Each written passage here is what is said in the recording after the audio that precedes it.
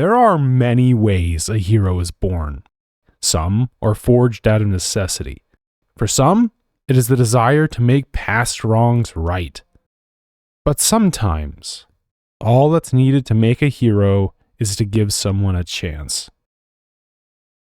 Captain America starts with evil front and center. A ruthless monster seeking supernatural power. A man who speaks in metaphor, speaks of things beyond what is human. This isn't a story about someone struggling with inner demons, but rather a world struggling with a real one. And what is the movie's answer to this villain, this demon? A skinny, frail man who can't even get accepted into a military desperate for troops. While many people would love to be in position to avoid going to war, Steve Rogers does everything so he can fight, even breaking the law repeatedly to do so. And while it's quick, there's a couple lines I want to dissect for a moment. What'd your father die of? Mustard gas. He was in the 107th Infantry. Your mother? She was a nurse. Got hit, couldn't shake it. I think what we are seeing is that Steve is trying to prove to himself and to the recruiter that he will face the cold, hard reality of war with a stoic mask. Heroes die, and that's just how things are, or so Steve wants to convince himself. When he's denied, the medical examiner tells him that he's saving Steve's life. Is there anything you can do? I'm doing it. I'm saving your life. But that's something he already accepts as part of the bargain. We are then shown what kind of man he is in the movie theater scene. I think we all love this scene, but let's break down why exactly it works so well. We see the standard World War II government messaging about the war. Slightly feel-good and honestly sort of dismissible in its blandness. Even little Timmy is doing his part. Nice work, Timmy. The price of freedom is never too high. Let's go! Get on with it! Hey, you want to show some respect? While this war footage itself isn't really worth respect per se, what's going on here is that it serves as a way for people in that theater to connect to those that are missing from their lives. For the woman, maybe it's a boyfriend, a husband. We can only guess if they're dead or alive. And for the family, maybe a son, a father, a brother. This theater became a place of mourning and remembrance for those dead and those that may never come home the same. It's a small way for these people to reach out to those that are important to them. People that are sacrificing themselves for others. And Steve absolutely understands that. And when this man interrupts that remembrance, that man is dismissing the sacrifice and the memories of those people. Something Steve will not stand for. Just start the cartoon! Hey, you want to shut up? And when the man reveals himself to be a taller, stronger man, Steve doesn't back down. They find themselves in an alley, Steve completely outclassed. And it's here that we get Steve's iconic line. Just don't know when to give up, do you? I can do this all day. When he says this, he's fighting reality itself. He can't win. But even knowing that, he isn't going to back down. No matter what, he will fight reality until there isn't anything left of him, because it's the right thing to do. And it's important to understand that the line doesn't have anything to do with winning. It's about taking all the punishment and not giving up. Steve is then saved by Bucky, and we learn he gets into this situation pretty often. Sometimes I think you like getting punched. Steve is practically a little brother to Bucky, protecting him even when he really doesn't want to be protected. After the two go to a world fair, Steve tries yet again to be accepted into the army. And we get this neat character moment. There's this interesting light and reflection thing going on. A way for people to see themselves in the uniform of a soldier. But when Steve walks onto it, he's too short for it to properly show him in the reflection. Literally falling short of the man he wants to be. When Bucky catches him at the recruiting center, he asks Steve why he wants so desperately to join the army. And Steve's response is what we would expect from him. There are men laying down their lives. I got no right to do any less than that. That's what you don't understand. This isn't about me. And Bucky's response is actually quite interesting. Right. Because you got nothing to prove. There's a lot more truth to that accusation than Steve is willing to admit. Yes, he does want to serve, to be selfless, to do the right thing, but at the same time, he wants to prove to others that he can do it. It's such fantastic duality. We have selfless and selfish lining up perfectly in one coherent direction. It shows that Steve isn't just Mr. Do-Good, a mindless hero. His pride motivates him as much as his desire to serve. Steve pauses here because Bucky's right. He wants to prove to himself and everyone else that he's capable of it. And when Dr. Erskines overhears this conversation, he seems to get an idea. So, you want to go overseas, kill some Nazis? Excuse me? Erskine probes Steve a little bit more and then asks the question again. Do you want to kill Nazis? To which then Steve then asks, Is this a test? sure, it doesn't take a genius for someone to figure out that this is some sort of litmus test, but most wouldn't ask that out loud. Steve doesn't operate on that level of social games. He's just too honest, which understandably surprises Erskine. And in return, he answers honestly and bluntly. Yes. And so Steve gives his answer. I don't want to kill anyone. I don't like bullies. I don't care where they're from. This is fundamental to understanding Steve. He wants to fight because he sees evil in the world. He sees other men fighting and dying, and he cannot accept sitting on the sidelines and do nothing. He wants to do what he sees as the bare minimum, standing up to bullies because it's the right thing to do. Erskine gives the one sentence that Steve has waited for all his life. I can offer you a chance. Only a chance. That's all Steve ever wanted. An opportunity to prove what he knows he is capable of. Next, we see him as this skinny guy in uniform, humorously small next to all the other recruits. And it's here we're also introduced to Carter. No nonsense, professional, capable. When Hodge, one of the recruits, mocks her, makes suggestive remarks towards her, he gets a well-deserved punch to the mouth. Which then leads to the introduction of Colonel Phillips. I can see that you are breaking into candidates. That's good. Phillips is a perfect foil to Steve, not because he is evil or heartless, far from it. He's a realist. He sees the world as harsh, and in response, he believes in strength and resilience before believing in something as idealistic as heroism. And when Phillips sees Steve, he gives Erskine a, "Are you serious?" look. And Erskine gives this little expression. Now you could interpret this look in a couple ways, but I've always read it as him saying, "You'll see," knowing something that no one else does. Throughout the training, Steve struggles. It's hard to even say that he's even keeping up, but he puts in everything he can despite his physical limitations. Hodge, being the bully he is, mocks and even sabotages Steve. Now, this might be me stretching interpretation a bit, but I get the feeling that he is threatened by Steve. Not necessarily he sees Steve as a rival, but rather Steve's dedication and willingness to self-sacrifice is potentially off-putting for Hodge. It exposes the bully as being small in spirit when compared to this frail man.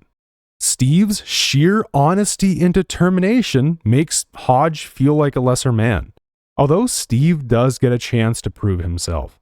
This being a military training camp, all these men are used to solving problems through strength, through direct means. It gives them the illusion that all problems can be solved that way. And then you have Steve, someone that has never had strength to depend on, always forced to come up with different options. That flag, first man to bring it to me gets a ride back with Agent Carter. And so while the other man can't get the flag, he walks over, pulls the pin, and the flag falls. Thank you, sir.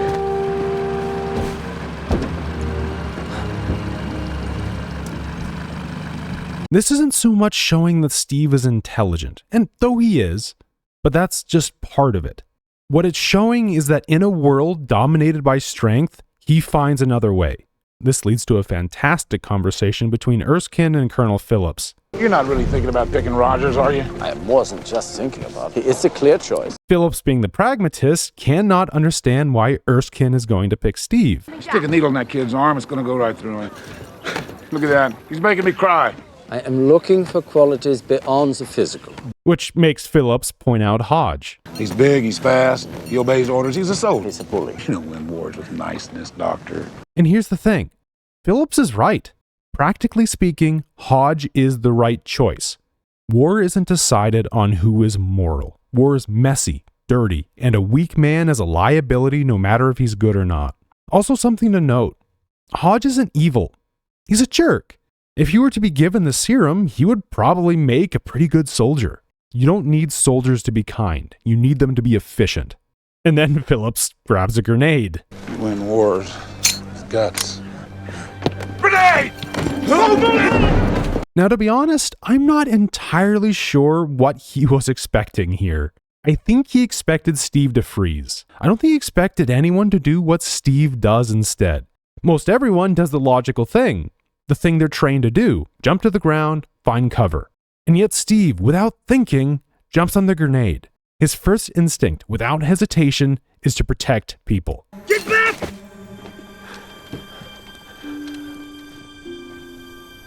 And Phillips's response is perfect. He's still skinny. Even though Phillips is this stubborn, cold realist, he recognizes Steve's bravery. And in a way, he's actually conceding Erskine's point, while maintaining a reasonable and understandable viewpoint. In his own way, he's saying, okay, maybe he's kind of special, but he's still weak. I absolutely love Phillips in this movie. While Steve represents the ideal, a true hero that fights for good no matter what, Phillips grounds the world in what it truly is. Cold, unforgiving, amoral. Phillips resists Steve not because he's cruel or heartless, but because the world is cruel and heartless. It's going to take a lot more than someone being a good person to change his mind.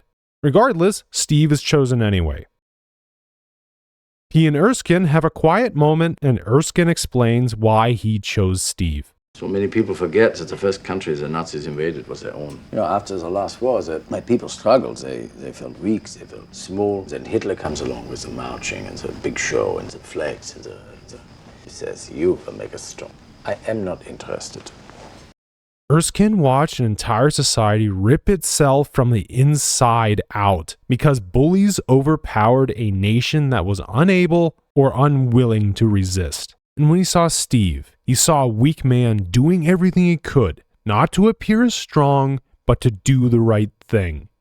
Someone that doesn't let his weakness define him, but will always understand what it means to be weak. That has a good heart and will fight for good no matter what. And when Erskine explains Schmidt, it becomes clear why he values those traits so much. He has become convinced that there is a great power hidden in the earth, left here by the gods, waiting to be seized by a superior man. Schmidt must become that superior man. Schmidt is a man of ambition. He believes he's not only strong, but superior. And when given the formula, he became a monster. The serum amplifies everything that is inside, so good becomes great, bad becomes worse. In Schmidt's mind, it proved what he already believed. And this is the reason Erskine didn't pick Hodge. Would Hodge have become as bad as Red Skull? Probably not. But he'd be a war fighter without a conscience. Killing would be meaningless to him. He would obey because that's what soldiers do. War is terrible, and to fight it cleanly is near impossible. Which is why Phillips believes the way he does. But Erskine seeks the deeper truth. Without moral understanding, that power given to a man like Hodge would twist him into another monster, even if fighting on the side of good. This is why you were chosen. Because a strong man who has known power all his life may lose respect for that power. But a weak man knows the value of strength and knows compassion. Steve is not special because of anything he can do, but what he holds inside. And Erskine's next words will always echo in our minds. Whatever happens tomorrow, you must promise me one thing. That you will stay who you are. Not a perfect soldier, but a good man. Steve earned his place as the one who deserves the serum. Finally time to show what he is capable of when given the chance. During his transformation, Steve starts screaming in agony, going through what is clearly unbearable pain. Demon! Shut it down! Demon! Now, Erskine knows this might be his one shot to prove his formula works. His entire life's work is on the line. Yet, when it seems like it's too much for Steve, he begins to shut down the process. Kill the reactor, Mr. Stark! Hand it over! Kill it! Kill the reactor! No! Don't! I can do this! It's small, but important. It shows that Erskine truly does see Steve as a man, not a science experiment, and not an extension of his vision. But when Steve yells out that he can do it, Erskine trusts him. And as a result, the formula works. Captain America is born. And it's here that a Hydra spy takes his opportunity to act, shooting Erskine and running away. Steve can do nothing as the only person who ever saw him more than a weak man dies in his arms. Steve will never be able to show him that he made the right choice. In his final moments, even without being able to speak, Erskine gives Steve one last message. Stay who you are. Remember you were good before you were strong. Erskine is an underrated hero in the Marvel Universe. He's very much on par with Yinsen from Iron Man's journey. Both men saw something in these characters that no one else did. But while Yinsen saw what Tony Stark could be, pushed him to take responsibility, Erskine saw what Steve was, the thing that everyone else always overlooked. In his first moments of Steve being Captain America, he fails. He couldn't save Erskine, the only man that ever gave him a chance. And Steve is not going to let that man that killed Erskine get away. There's so many good beats in this chase sequence. The first standout is Carter, showing how effective and capable she is under pressure, making one of the most impressive handgun shots I've ever seen in a film, with a Walter PPK of all things. And when the Hydra agent doubles back, she stands in front of his car, lining up her shot, which gives an interesting character beat for Carter. I had him! Sorry! She gets tunnel vision here. No doubt she probably would have gotten the Hydra agent, but the car would have hit her regardless, either completely uncaring of her own life or not even thinking about it. And when Steve tackles her out of the way, almost certainly saving her life, she gets angry, to which Steve then gives a simple apology. Just fantastic, quick character moments shows that Carter is driven to do her job regardless of personal harm. And Steve will save someone no matter the chaos around him because people are his priority. And then we see Steve smash through a window.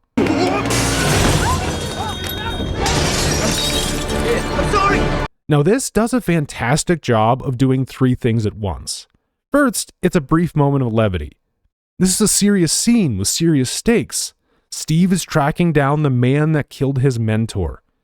But this gives the audience a chance to take a breath, being told things will be okay. Another thing it does fantastically, it shows that Steve isn't used to his body yet. It's big and powerful, and of course he's going to be a bit clumsy as he gets used to it. And it also shows that he is still the same Steve, making sure to apologize even as he needs to capture the Hydra spy. Quick, efficient, good character writing. Come on! No, don't! We get another moment of him checking on the boy that was thrown in the water. Now, logically, the boy would probably be fine, but Steve checks because that's just who he is. Steve will always make sure that people are okay, even at the risk of his goal. Go get him! I can swim! And there's one final moment of Steve showing his determination and capabilities when he swims after the submersible and forces the Hydra agent out.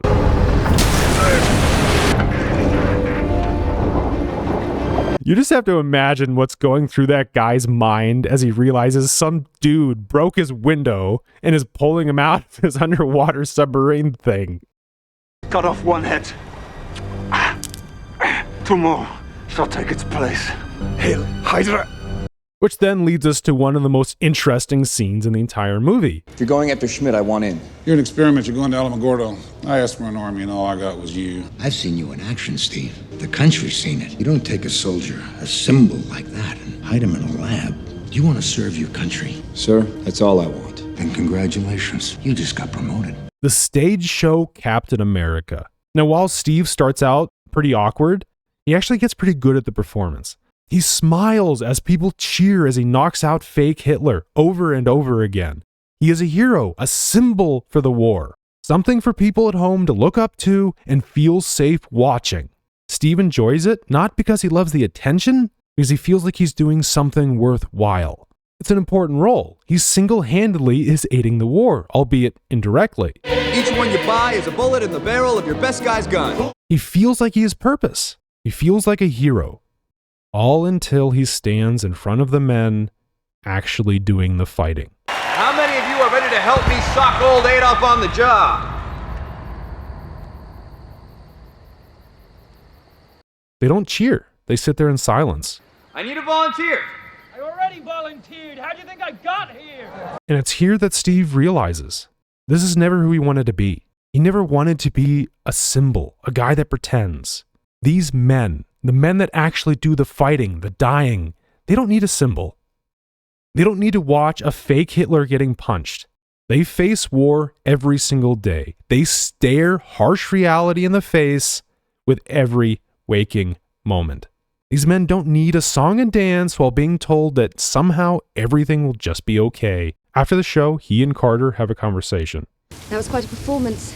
I had to improvise a little bit. Crowds I'm used to are usually more 12. Bond sales take a 10% bump in every state I visit. You were meant for more than this, you know. You know, for the longest time I dreamed about coming overseas and being on the front lines, serving my country. Finally got everything I wanted, and I'm wearing tights. And then, when Steve looks over and sees a wounded man, he knew that he had fallen short. Again. Even given the power of Captain America, he still wasn't the man he wanted to be. Someone that sacrifices himself for others. Carter tells him that these men are what's left of the 107th, Bucky's regiment. Steve then rushes to Colonel Phillips, asking if Bucky's name is on the casualty list. Well, if it isn't the Star-Spangled Man with a plan. I need the casualty list from Mazzano. You don't get to give me orders, son. I just need one name, Sergeant James Barnes from the 107th. And this is probably my favorite interaction of the movie. Phillips's pragmatism and Steve's idealism are both on full display. When Steve asks if Bucky's still alive, Phillips gives a cold response. I have signed more of these condolence letters today than I would care to count, but the name does sound familiar. I'm sorry. But it isn't a heartless one. This is a man that has to deal with death in the hundreds every single day. He feels for these men, but he can't afford to be sentimental. And when Steve asks if there's a rescue mission, What about the others? Are you planning a rescue mission? Phillips gives a cold answer. Yeah, it's called winning the war. It's cold, but it's realistic. He does want to save those men, but it's the right answer to be smart about it. But if you know where they are, why not at They're least 30 miles behind the lines, through some of the most heavily fortified territory in Europe. We'd lose more men than we'd save. But I don't expect you to understand that because you're a chorus girl. Now we learn that Phillips does intend to rescue those men, but he's going to take the time to do it right with the least number of casualties possible. Again, Phillips is absolutely right. Practically speaking, this is the right answer. But Steve doesn't accept that. These men need help now. No matter what, he is going to save those men or die trying. Carter at first pushes back against him, trying to be the voice of reason, doing what almost everyone in Steve's life has always done. Try to protect him. He's devising a strategy. If he detects By the time he's done that, it could be too late. Steve! But when he makes it clear he's going regardless, she pauses. You told me you thought I was meant for more than this. Did you mean that? Every word. Carter's someone that always trusts her own capability over everyone else, not selfishly, but pragmatically. We saw that when she faced the Hydra agent. But now she's putting her trust into Steve. As we learn later, she is putting the entire anti-Hydra operation on the line for him. Because much like Erskine, she's starting to see what Steve is capable of. And you gotta let me go. I can do more than that. And with the help of Stark, they fly over enemy airspace to save those men. And leave it to a bloody Stark to fly a shiny chromed aircraft over a war zone. And when they inevitably start getting shot at because they're a glaring beacon in the sky, Steve says he's going to jump out early and for them to turn around. He isn't going to put other people's lives in danger just to make things easier for him. As soon as I'm clear, turn this thing around and get the hell out of here! You can't give me orders! To which Steve responds with a very important line. The hell I can't! I'm a captain! On the one hand, yeah, it's funny. But more importantly, it's him embracing the idea of being Captain America. A man about to jump into enemy territory while being shot at to save lives. He does so happily, with a smile. No matter what happens to him, this is where he wants to be. And we get to see just how capable he really is. Using both intellect and strength, he breaks into the Hydra facility and saves the captured men. With their help, they're able to assault the installation from the inside out. Cap keeps searching until he manages to find and rescue Bucky. Seeing all this, Schmidt decides to blow up the facility, which seems like an overreaction to me, but hey, you be you, evil man. And it's here that Cap meets Schmidt face to face. In America! How exciting! I am a great fan of your films. Up to this point, Steve had been dealing with low-level bullies and jerks. But this man was something completely different. It starts simple enough. Schmidt is oddly calm, pompously so. So, Dr. Askin managed it after all. Not exactly an improvement, but still impressive. Which earns an emotionally charged punch from Cap. You got no idea. Not a response to Schmidt harming his pride, but rather demeaning Erskine's effort, the one he died for. Cap is going to prove his dead mentor made the right choice, that he didn't die in vain. Schmidt takes the punch remarkably well, and then lands a punch of his own. Have a day. Schmidt reveals what he truly is. For the first time, we see Cap genuinely afraid. In his fistfights, he always stood tall, never showing his fear. But here, he's stunned at what he sees. Not just because of what Schmidt looks like, but because he knows what this entity represents. Red Skull is what happens when bad is given not only power, but direction and vision. You are deluded, Captain. You pretend to be a simple soldier, but in reality, you are just afraid to admit that we have left humanity behind. Unlike you, I embrace it proudly, without fear. It disturbs Steve. It's a mirror to who he is, corrupted and twisted inward. He sees the drive within Red Skull and knows this isn't just a mere bully. This is a creature of evil. Red Skull then runs away with a smug smile, leaving Steve and Bucky to try to escape the burning factory. When Bucky is separated from Steve, Steve of course tells Bucky to go, save himself. Gotta be a rope or something! Just go! Get out of here! No, without you! Which makes Bucky snap right back that he's not leaving without Steve. And I love this dynamic here. For one, Bucky has always been Steve's protector. Even when Steve is stronger and more capable than Bucky, he isn't going to leave his friend behind. Steve knows that. And while he is absolutely willing to sacrifice himself for Bucky, he knows that Bucky isn't going to leave him behind. They either leave together or they die together.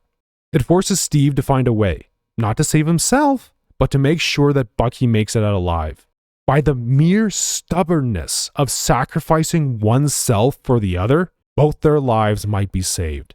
The scene ends with Cap jumping, engulfed in flame.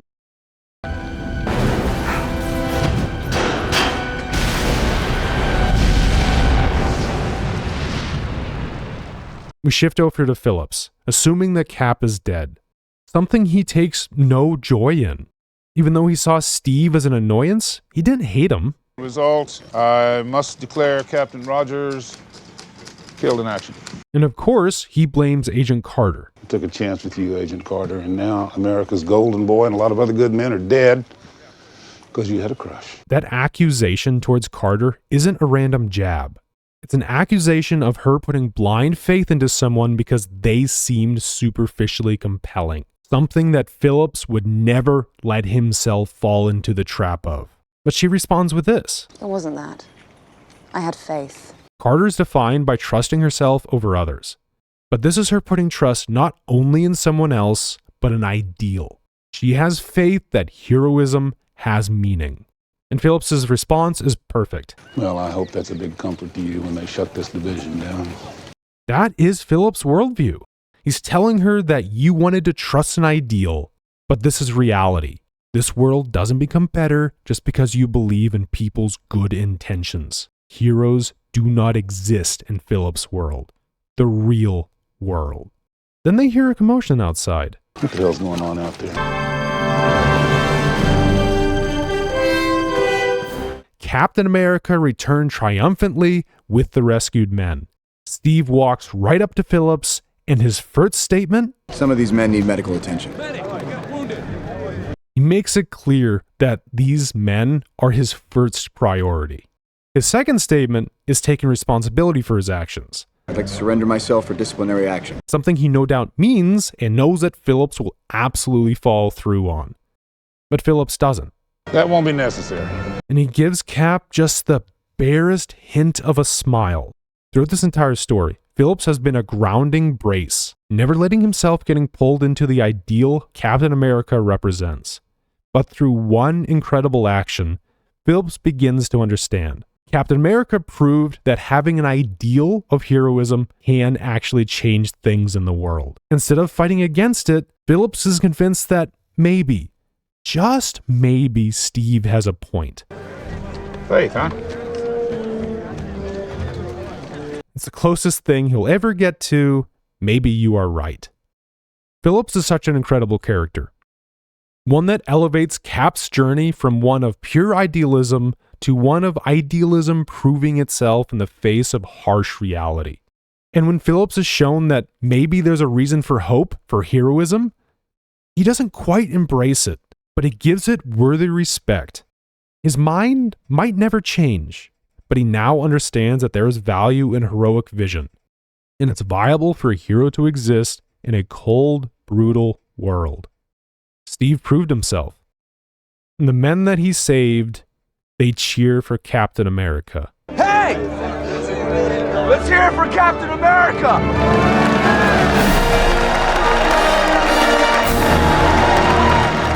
Steve had become everything he had wanted to be. A man that fought for others, risked himself to save others, and proved he was capable of being more than anyone would ever give him credit for. Not because he wanted to be strong or prove that he was better, but because he was good. All because one man gave him a chance. And it's here we actually have a finished character arc. If the film ended right here, we would have everything we would need from both the story and Steve Rogers. Though, his battle with evil is yet to be finished. The story shifts from proving that Steve is worthy of Captain America to proving that good beats evil. Changing from what does it mean to be a hero to what is the cost of a hero. It is time for Captain America to face Hydra. But before we get into that, we need to talk about Carter. Now, when I watch movies to analyze or review them, I typically try to look for weaknesses. Partly because it helps me stay objective, flaws can be just as interesting to analyze as strengths. And when it came to Carter, my first thought was she was sort of just blandly there, a love interest and cheerleader without much character of her own. But as I thought about it, she quietly had a lot going on. I talked about it briefly a few points. She starts off as this stoic, hyper-professional, defined by her competence and her self-reliance, knowing to only trust herself. But Steve slowly opens that up, shows her that she can put trust in someone else, that Steve is worthy of it. And because he's such a genuine person, she starts opening up to him, first in small ways, and then in one scene, she makes it explicit. I might, even when this is all over, go dancing. Then what are we waiting for? The right partner. It's incredibly important to understand that this isn't just flirting. This is her taking a giant leap with Steve, trusting him with something she held very close to her chest, her heart. And when we get a scene of a girl being, very forward with Steve, Carter interrupts them. And it isn't that Carter is jealous, it's that she thought she could trust Steve with her emotions. She always made it that she could never be vulnerable to anyone else. She always fought hard to hide away and lock that part of herself up. Now, this was a misunderstanding, but it still opened a wound within Carter. And so she locks up again, trying to be as detached as she was before.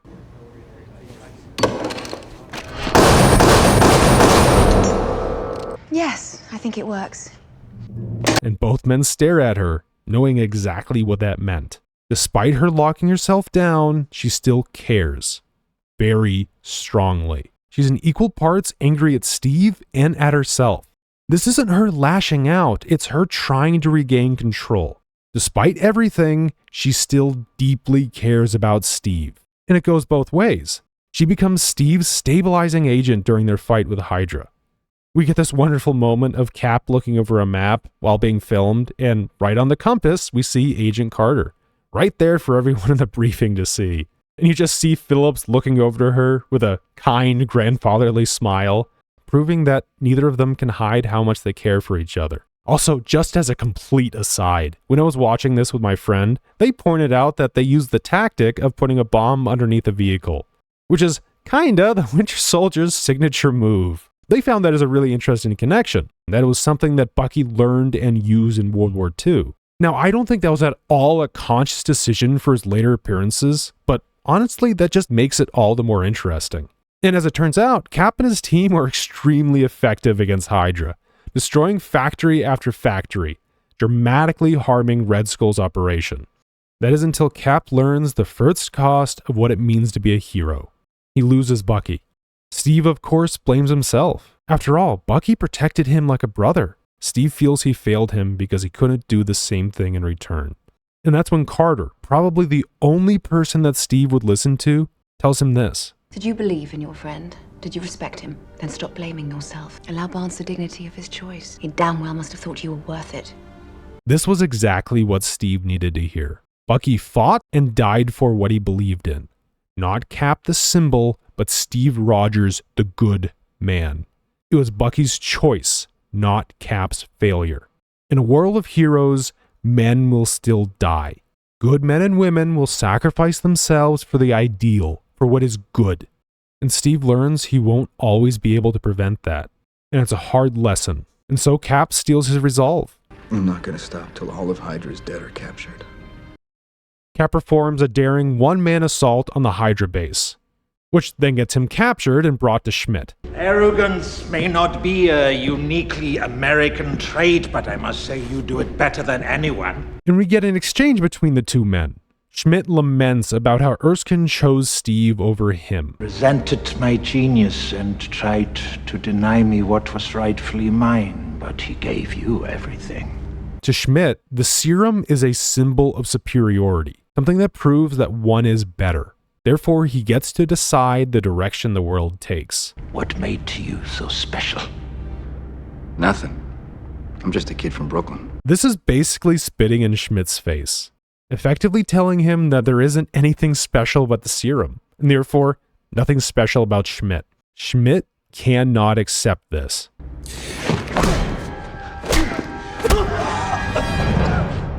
And so Steve responds with his classic line. I can do this all day. For such a simple line, it always has so much meaning. For one, that hurt Cap. He was that same scrawny kid again being beat up in an alley. Except this time, he's looking Evil straight in the face and tells him, no matter what, he's never going to quit. He's never going to stop fighting for the weak. Of course you can, of course, but unfortunately I am on a tight schedule. Cap is then rescued by his team and the assault on the Hydra base begins, which leads to my favorite line in the entire movie. Let's go find two more. Now there actually is some subtext here. Phillips isn't afraid of this Hydra concept. Even if it is somehow true, he believes they have the guts and the brains and the capability to deal with whatever threat comes at them. But mostly, it's just a fantastic line. Let's go find two more. The assault ends with Cap, Carter, and Phillips racing towards Schmidt's aircraft. And as Cap is preparing himself to jump, Carter stops him. Keep it steady! Wait! Go get him. Carter accepts him as who he is, hero and man, loving both parts, and perhaps more importantly, letting someone care about her. I'm not kissing you. The final confrontation between Cap and Schmidt begins in the aircraft's cockpit, and during their fight, Schmidt makes an interesting remark. You could have the power of the gods! That you wear a flag on your chest and think you fight a battle of nations! I have seen the future, Captain! There are no flags! Not my future! This isn't blind patriotism on Cap's part. What Red Skull is saying is that the future will be dictated by those that hold enough power, that everything will be decided by strength, and therefore there would be no reason to fight amongst each other. But Cap's response isn't about flags or nations. It's about how there will always be good and evil, that there will always be a banner of good he will fight under no matter what, even if against the power of the gods.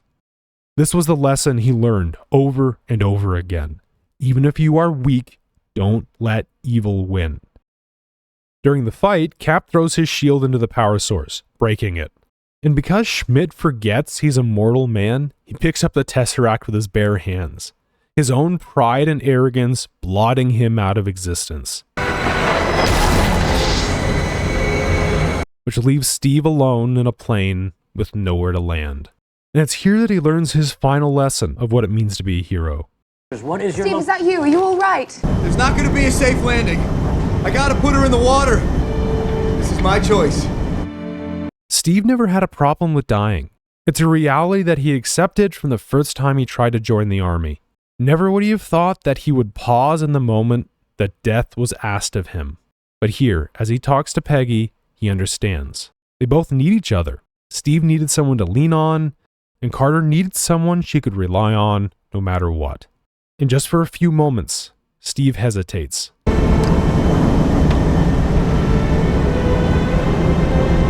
Knowing what crashing the plane will cost him and what it will cost Carter.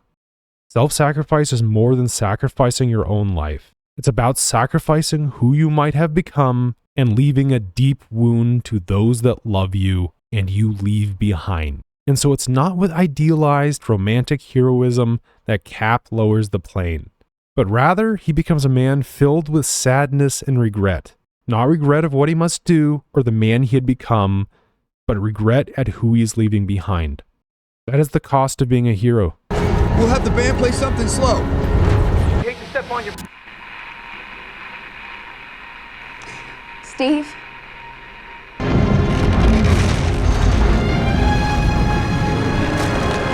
Steve started as a man of deep principle but no strength. And one man, despite all logic, gave him a chance. One that Steve took with full responsibility, fighting for every single inch, forcing his will over a cold reality, becoming everything he wanted to be and accepting its true cost. There are many ways a hero is born, but in the end, they all make the same choice: sacrifice.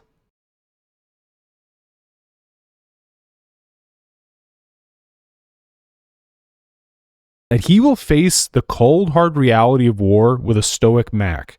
Mac? Okay, sure. If he were to be given the serum,